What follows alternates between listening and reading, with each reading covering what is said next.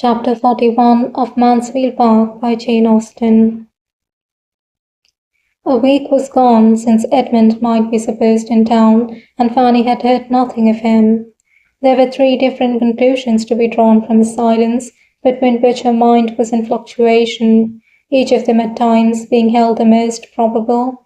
Either his going had been again delayed, or he had yet procured no opportunity of seeing Miss Crawford alone, though he was too happy for letter writing.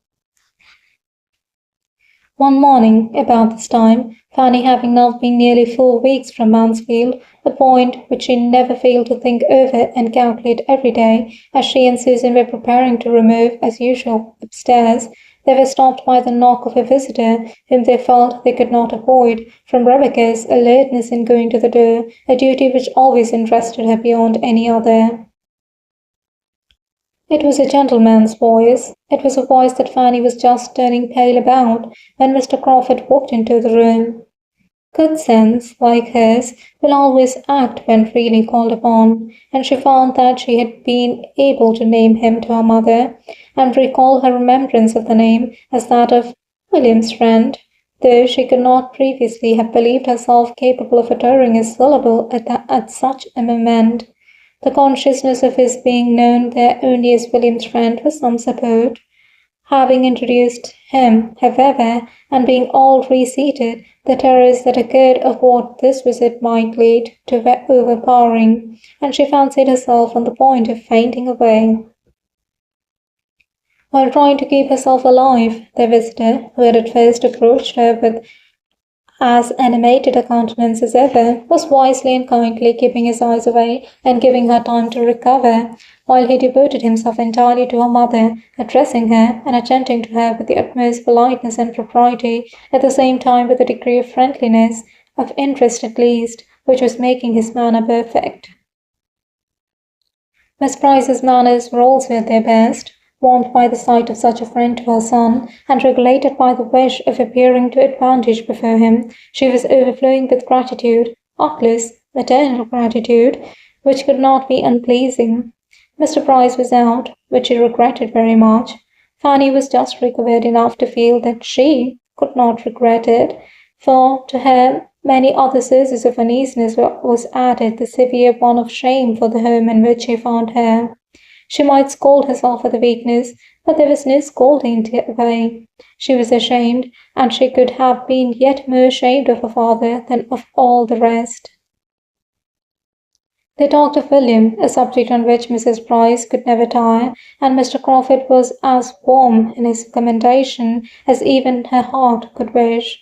She felt that she had never seen so agreeable a man in her life, and was only astonished to find that, so great and so agreeable as he was, he should be come down to Portsmouth neither on a visit to the Port Admiral, nor the Commissioner, nor yet with intention of going over to the island, nor of seeing the dockyard. Nothing of all that she had been used to think of as the proof of importance, or the employment of wealth, had brought him to Portsmouth. He had reached it late the night before, was come for a day or two, staying at the Crown, had accidentally met with a navy officer or two of his acquaintance since his arrival, but had no object of that kind in coming.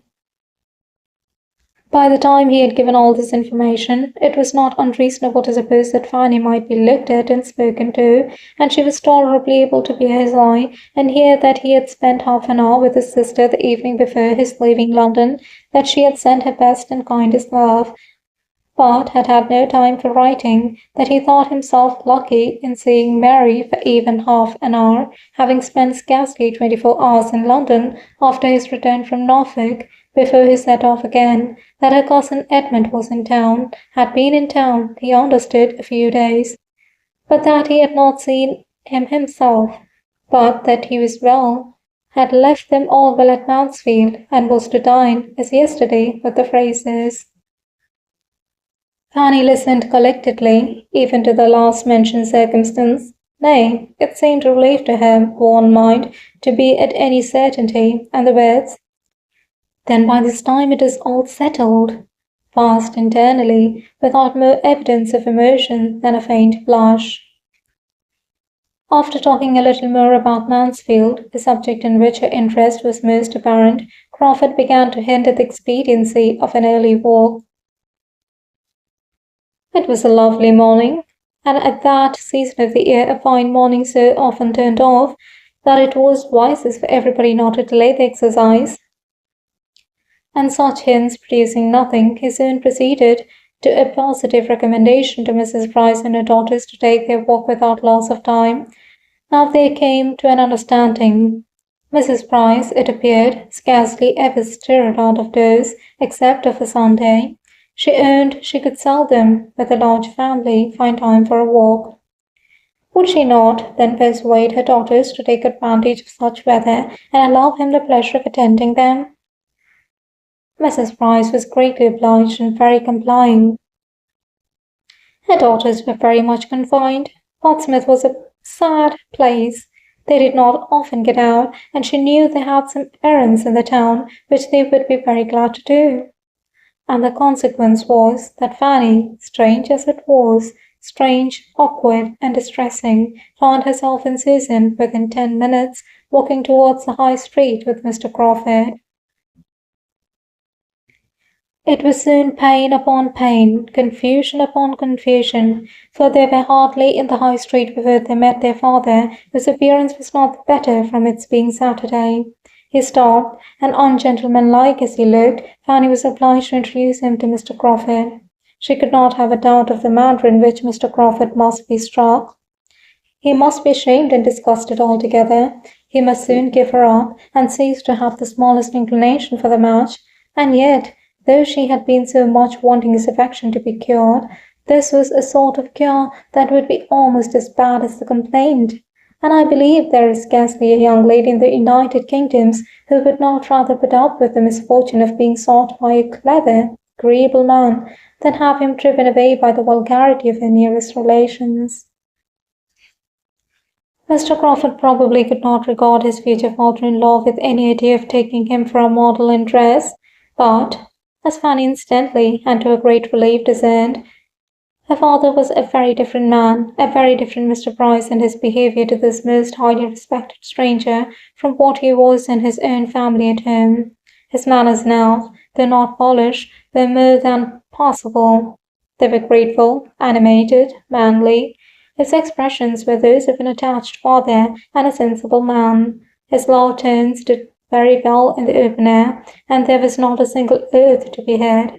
Such was his instinctive compliment to the good manners of Mr. Crawford, and, be the consequence what it might, Fanny's immediate feelings were infinitely soothed. The conclusion of the two gentlemen's civilities was an offer of Mr. Price's to take Mr. Crawford into the dockyard, which Mr. Crawford, desirous of accepting as a favour what was intended as such, though he had seen the dockyard again and again, and hoping to be so much the longer with Fanny, was very gratefully disposed to avail himself of, if the Miss Prices were not afraid of the fatigue. And as it was somehow or other certain, or inferred, or at least acted upon, that they were not at all afraid to the dockyard, they were all to go.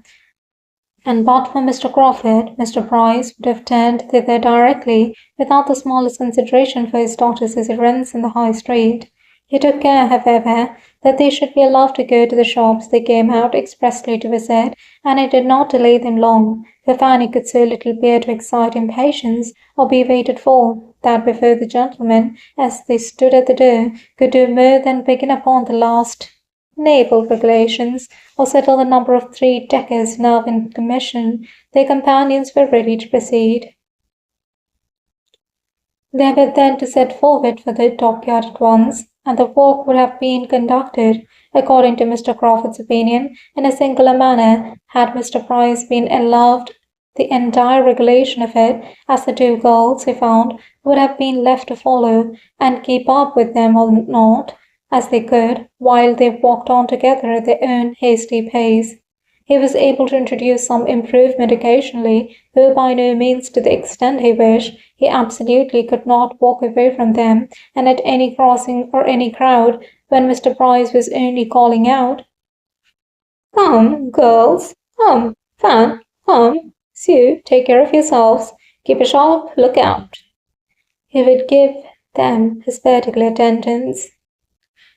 Once fairly in the docket, he began to reckon upon some happy intercourse with Fanny, as they were very soon joined by a brother lodger of Mr. Bryce's, who was come to take his daily survey of how things went on, and who must prove a far more worthy companion than himself.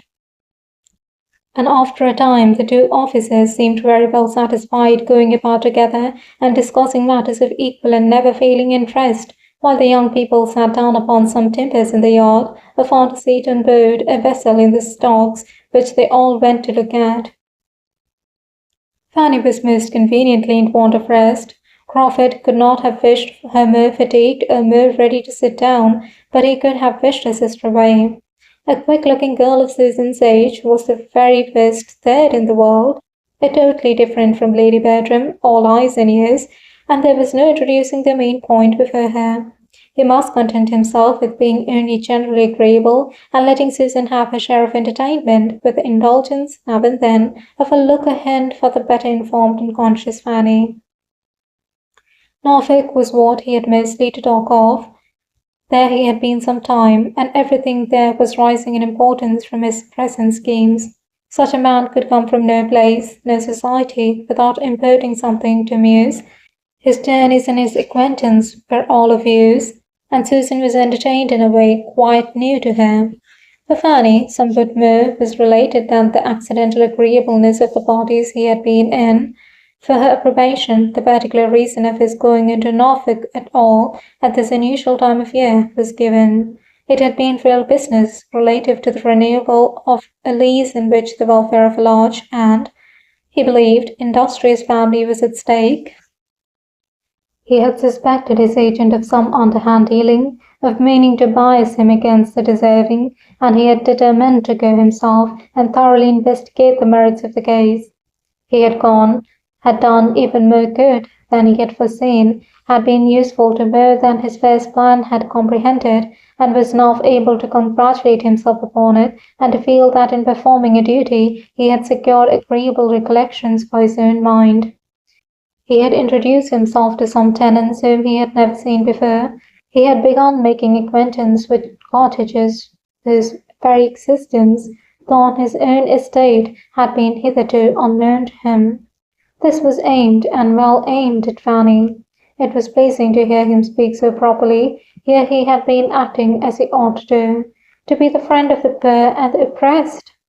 Nothing could be more grateful to her, and she was on the point of giving him an approving look, when it was all frightened off by his adding a something to point it of his hoping soon to have an assistant, a friend, a guide in every plan of utility or charity for Everingham. A somebody that would make Everingham and all about it a dearer object than it had ever been yet. She turned away, and wished he would not say such things. She was willing to allow he might have more good qualities than she had been wont to suppose. She began to feel the possibility of his turning out well at last, but he was and must ever be completely unsuited to her, and ought not to think of her. He perceived that enough had been said of Everingham, and that it would be as well to talk of something else, and turned to Mansfield. He could not have chosen better. That was a topic to bring back her attention and her looks almost instantly. It was a real indulgence to her to hear or to speak of Mansfield. Now so long divided from everybody who knew the place, she felt it quite the voice of a friend when he mentioned it, and led the way to her fond exclamations in praise of its beauties and comforts, and by his honourable tribute to its inhabitants allowed her to gratify her own heart in the warmest eulogium in speaking of her uncle as all that was clever and good, and her aunt as having the sweetest of all sweet tempers. He had a great attachment to Mansfield himself. He said so. He looked forward with the hope of spending much, very much, of his time there, always there, or in the neighbourhood. He particularly built upon a very happy summer and autumn there this year. He felt that it would be so. He depended upon it, a summer and autumn infinitely superior to the last, as animated, as diversified, as social, but with circumstances of superiority undescribable. Mansfield, Southerton, Taunton Lacey, he continued, What a society will be comprised in those houses! And at Michaelmas, perhaps, a fourth may be added.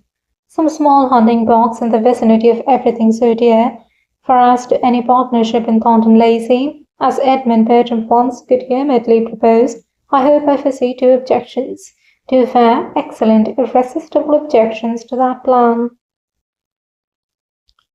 Fanny was doubly silenced here, though when the moment was past, could regret that she had not forced herself into the acknowledged comprehension of one half of his meaning, and encouraged him to say something more of his sister and Edmund. It was a subject which she must learn to speak of, and the weakness that shrunk from it would soon be quite unpardonable.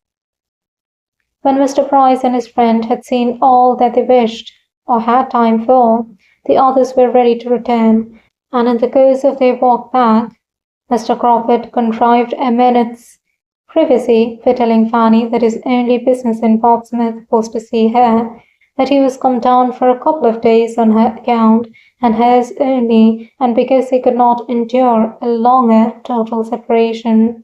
She was sorry, really sorry, and yet in spite of this and the 2 or 3 other things which she wished he had not said, she thought him altogether improved since she had seen him. He was much more gentle, obliging, and attentive to other people's feelings than he had ever been at Mansfield.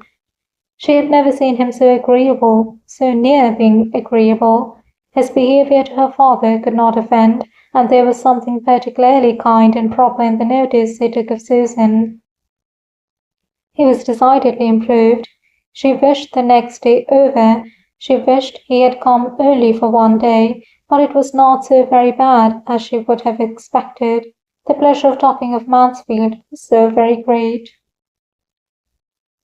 Before they parted, they had to thank him for another pleasure, and one of no trivial kind. Her father asked him to do them the honour of taking his mutton with them, and Fanny had time for only one thrill of horror before he declared himself prevented by a prior engagement. He was engaged to dinner already both for that day and the next. He had met with some acquaintance of the Crown who would not be denied. He should have the honour, however, of waiting on them again on the morrow, etc. And so they parted, Fanny in a state of actual felicity from escaping so horrible an evil. To have had him join their family dinner party and see all their deficiencies would have been dreadful. Rebecca's cookery and Rebecca's waiting, and Betsy's eating at table without restraint and pulling everything about as she chose, were what Fanny herself was not yet enough inured to for her often to make a tolerable meal. She was nice only from natural delicacy, but he had been brought up in a school of luxury and epicurism. End of chapter 41.